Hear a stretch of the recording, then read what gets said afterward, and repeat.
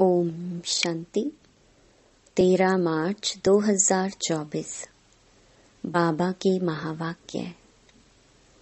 मीठे बच्चे, सारी दुनिया में तुम्हारे जैसा पद्मा पदम भाग्यशाली स्टूडेंट कोई नहीं। तुम्हें स्वयं ज्ञान सागर बाप टीचर बनकर पढ़ाते हैं। प्रश्न: कौन सा शौक सदा बना रहे तो मोह की रगें टूट जाएंगी? उत्तर: सर्विस करने का शौक बना रहे तो मोह की रगें टूट जाएंगी। सदा बुद्धि में याद रहे कि इन आँखों से जो कुछ देखते हैं यह सब विनाशी है। इसे देखते हुए भी नहीं देखना है। बाप की श्रीमत है, hear no evil, see no evil. ओम शांति। शिव भगवानुवाच। मीठे सालिग्रामों या रूहानी बच्चों प्रति। यह तो बच्चे समझते हैं हम सतयुगी आदि सनातन पवित्र देवी देवता धर्म के थे, तो यह याद रखना है, आदि सनातन देवी देवता धर्म को तो बहुत मानते हैं, परंतु देवता धर्म के बदले हिंदू नाम रख दिया है। तुम जानते हो हम आदि सनातन कौन थे, फिर पुनर्जन्म लेते लेते यह बने हैं। यह भगवान बैठ समझाते हैं। भगवान कोई देहधारी मनुष्य नहीं है और सबको अपनी देह है। शिव बाबा को कहा जाता है विदेही।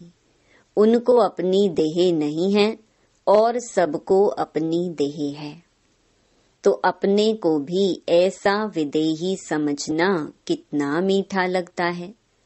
हम क्या थे, अब क्या बन रहे हैं, यह ड्रामा कैसा बना हुआ है, यह भी तुम अभी समझते हो।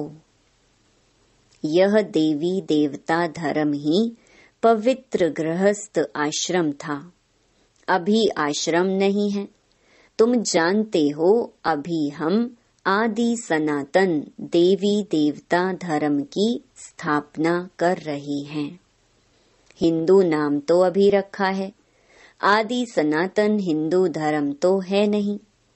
बाबा ने बहुत बार कहा है, आदि सनातन धर्म वालों को समझाओ।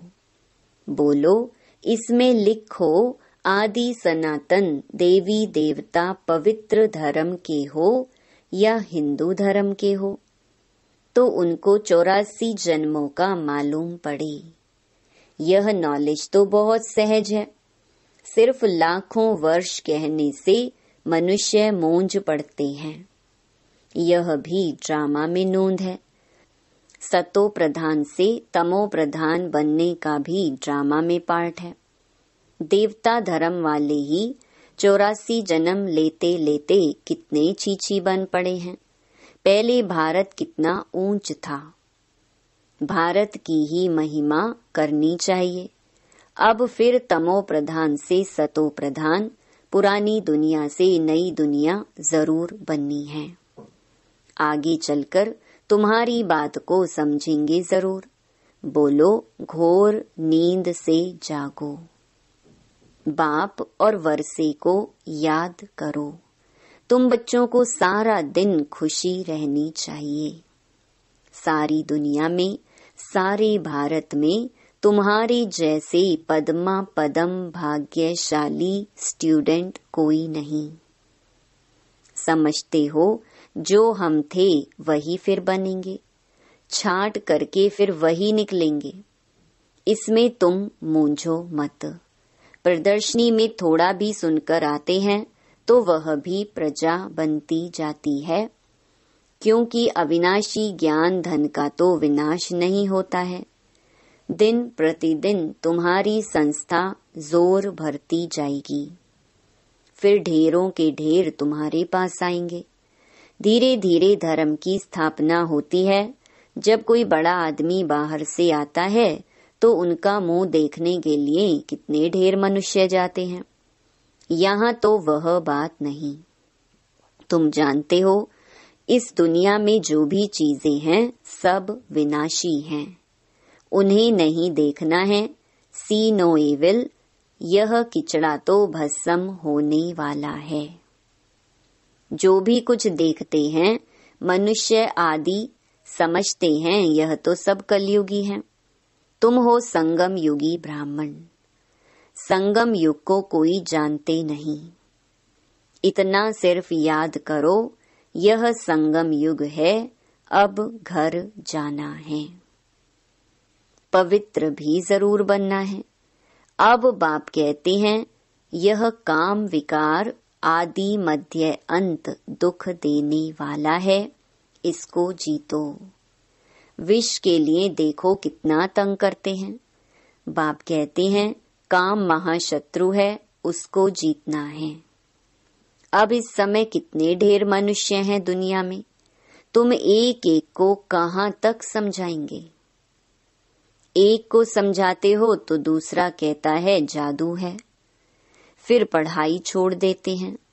इसलिए बाप कहते हैं, आदि सनातन धर्म वालों को समझाओ। आदि सनातन है ही देवता धर्म।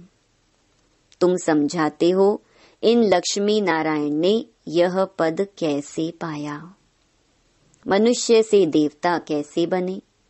जरूर अंतिम जन्म होगा। 84 जन्म पूरे कर फिर यह बने।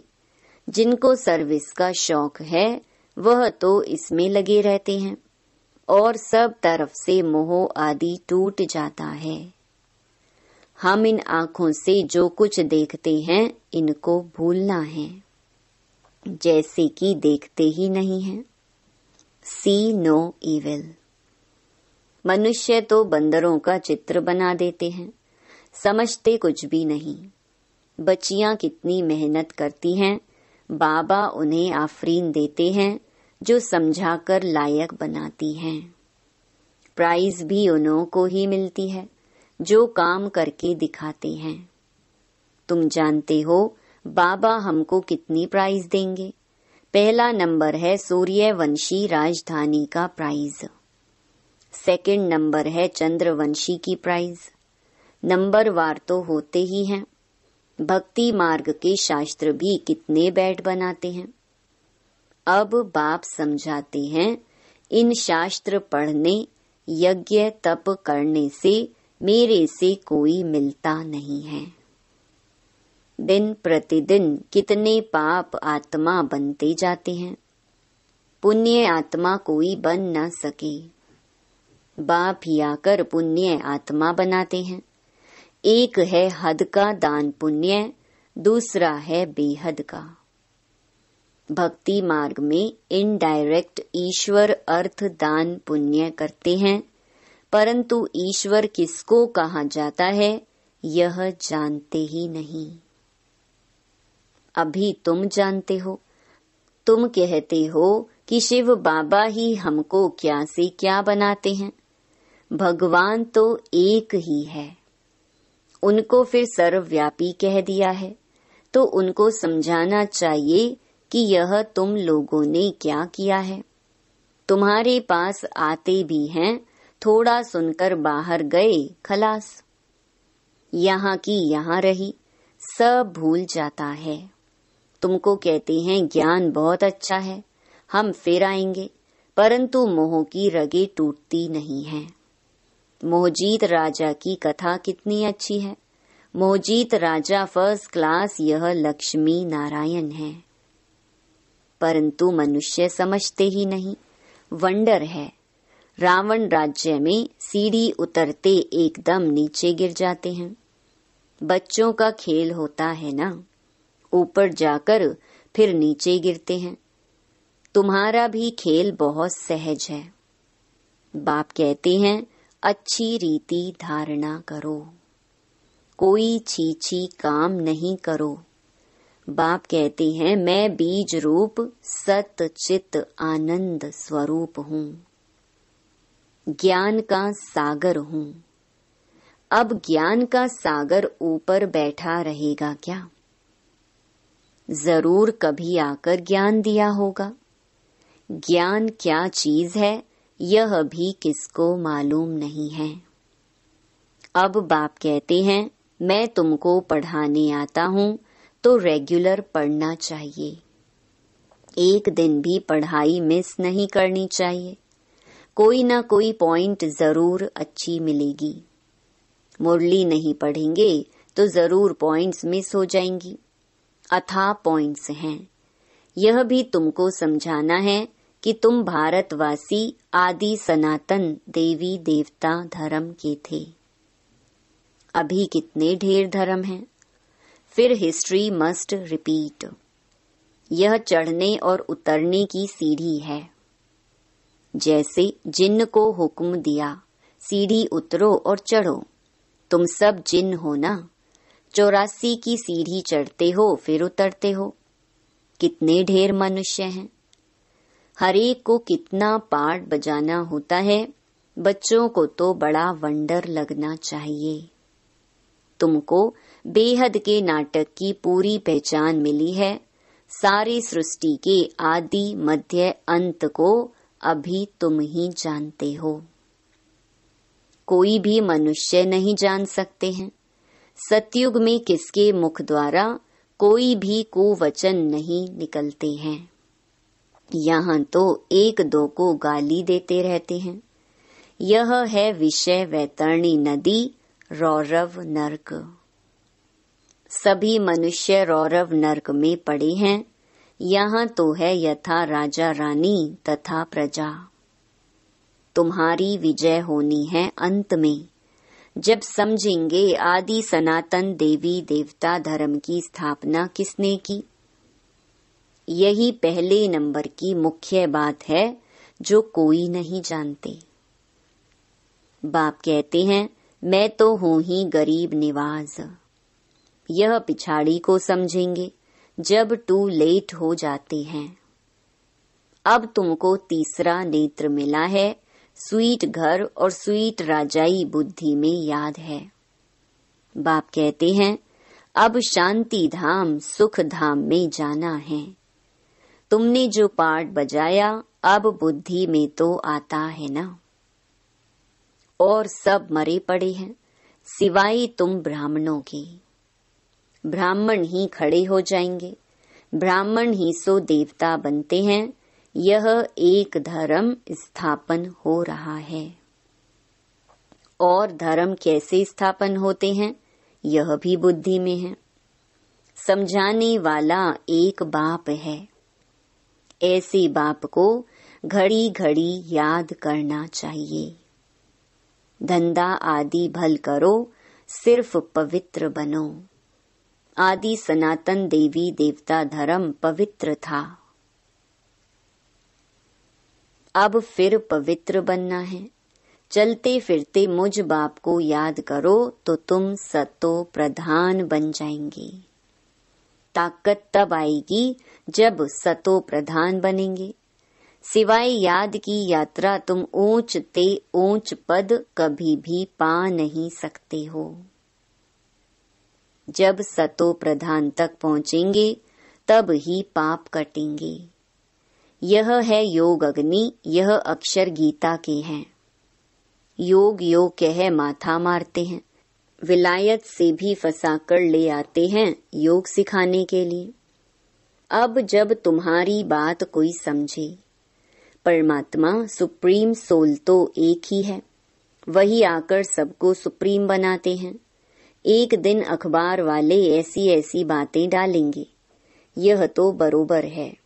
राजयोग सिवाय एक परम पिता परमात्मा के और कोई सिखला न सके। ऐसी बातें बड़े बड़े अक्षरों में डालनी चाहिए।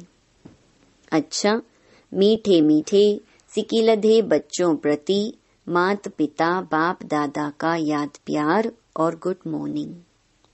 रूहानी बाप की रूहानी बच्चों को नमस्ते। धारणा के लिए मुख्य सार। पहला, सूर्यवंशी राजधानी की प्राइज लेने के लिए बाप दादा की ऑफरीन लेनी है। सर्विस करके दिखाना है, मोह की रगें तोड़ देनी है। दूसरा, ज्ञान सागर विदेही बाप स्वयं पढ़ाने आते हैं, इसलिए रोज पढ़ना है। एक दिन भी पढ़ाई मिस नहीं करनी है। बाप समान विदेही बनने का पुरुषार्थ करना है। वरदान, अपने प्रैक्टिकल जीवन के प्रूफ द्वारा साइलेंस की शक्ति का आवाज फैलाने वाले विशेष सेवाधारी भव। हरेक को साइलेंस की शक्ति का अनुभव कराना यह विशेष सेवा है।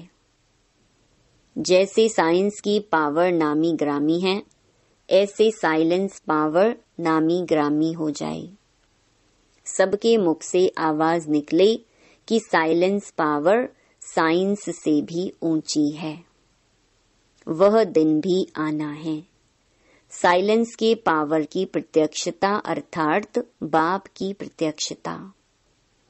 साइलेंस पावर का प्रैक्टिकल प्रूफ है आप सबकी जीवन। हरेक चलते फिरते पीस के मॉडल दिखाई दें तो साइंस वालों की नजर भी साइलेंस वालों पर जाएगी। ऐसी सेवा करो तब कहेंगे विशेष सेवाधारी। स्लोगन, सेवा और स्थिति का बैलेंस रखो तो सर्व की ब्लेसिंग मिलती रहेंगी। मातेश्वरी जी के अनमोल महावाक्य। गीत, नयनहीन को राह दिखाओ प्रभु। अब यह जो मनुष्य गीत गाते हैं, नयनहीन को राह बताओ, तो गोया राह दिखाने वाला एक ही परमात्मा ठहरा। तभी तो परमात्मा को बुलाते हैं। और जिस समय कहते हैं प्रभु राह बताओ, तो जरूर मनुष्यों को राह दिखाने के लिए खुद परमात्मा को निराकार रूप से साकार रूप में अवश्य आना पड़ेगा। तभी तो स्थूल में राह बताएगा। आने बिगर राह तो बता नहीं सकेंगे। अब मनुष्य जो मूंझे हुए हैं, उन मूंझे हुओं को राह चाहिए, इसलिए परमात्मा को कहते हैं नैनहीन को राह बताओ प्रभु।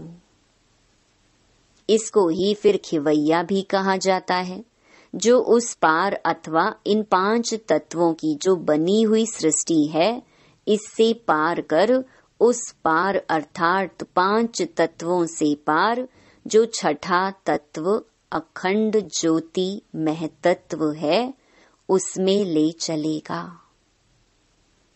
तो परमात्मा भी जब उस पार से इस पार आवे तभी तो ले चलेगा। तो परमात्मा को भी अपने धाम से आना पड़ता है। तभी तो परमात्मा को खिवैया कहते हैं। वही हम बोट को, आत्मा रूपी नाव को पार ले चलता है। अब जो परमात्मा के साथ योग रखता है, उनको साथ ले जाएगा। बाकी जो बच जाएंगे, वे धर्मराज की सजाएं खाकर बाद में मुक्त होते हैं। जब सभी मनुष्य अति दुखी होते हैं, तो परमात्मा को याद करते हैं, परमात्मा इस कांटों की दुनिया से ले चल फूलों की छांव में। इससे सिद्ध है कि जरूर वो भी कोई दुनिया है। अब यह तो सभी मनुष्य जानते हैं कि अब का जो संसार है वो कांटों से भरा हुआ है, जिस कारण मनुष्य दुख और अशांति को प्राप्त कर रहे हैं और याद फिर फूलों की दुनिया को करते हैं। तो जरूर वो भी कोई दुनिया होगी जिस दुनिया के संस्कार आत्मा में भरे हुए हैं। अब यह तो हम जानते हैं कि दुख अशांति यह सब कर्म बंधन का हिसाब किताब है। राजा से लेकर रंक तक हर एक मनुष्य मात्र इस हिसाब में पूरे जकड़े हुए हैं।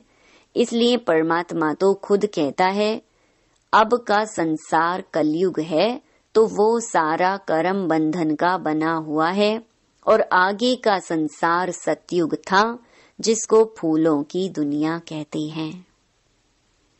अब वो है कर्म बंधन से रहित जीवन मुक्त देवी देवताओं का राज्य, जो अब नहीं है।